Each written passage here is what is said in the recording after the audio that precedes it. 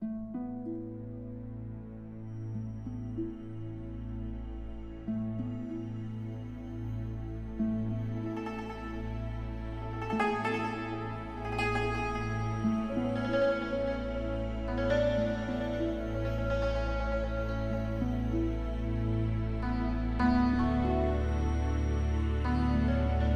of all, we try to address two fundamental questions. First of all, if indeed we are running out of resources, if we are destroying the planet, then clearly the current economic model of providing services and goods to 7 billion people, and in 40 years' time we will be 9 billion people, simply cannot continue.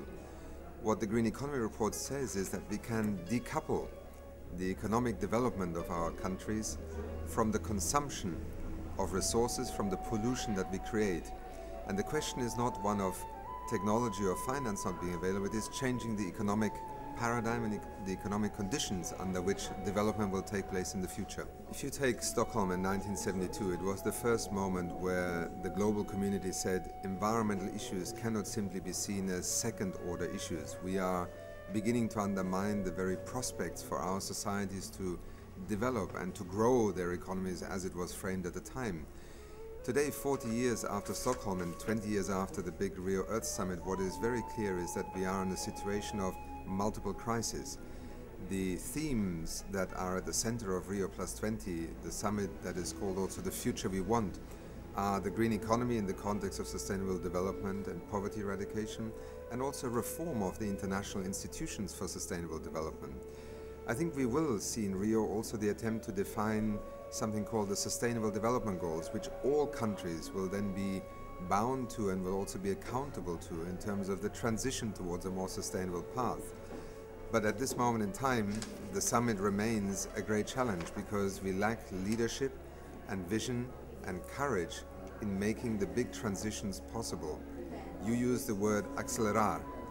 To accelerate, to scale up the transition, that is the challenge of our time. In the political sphere, there are two realities. One is the reality that there is an economy in existence today that has invested in a fossil fuel economy, in an economy where the extraction of natural resources from the planet for economic growth has been considered an acceptable paradigm, I would say even a dogma, for 200 years. So the first issue is to challenge that dogma in the public debate and to make citizens aware of the consequences but also the opportunities for change. Having said that, I think we also have to build better alliances. The role of governments and the state as an expression of public choice should be used to shape and structure markets. Why should a citizen today be punished for buying a less polluting vehicle than the citizen who buys the old technology?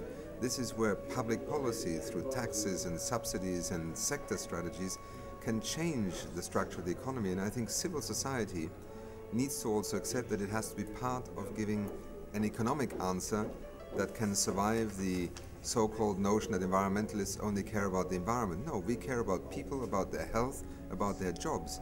And if you look at the last 30 years of environmental legislation, very often it has actually turned out to be a progressive force for technology development, for innovation, for new markets, but with less of a cost to the planet and its people.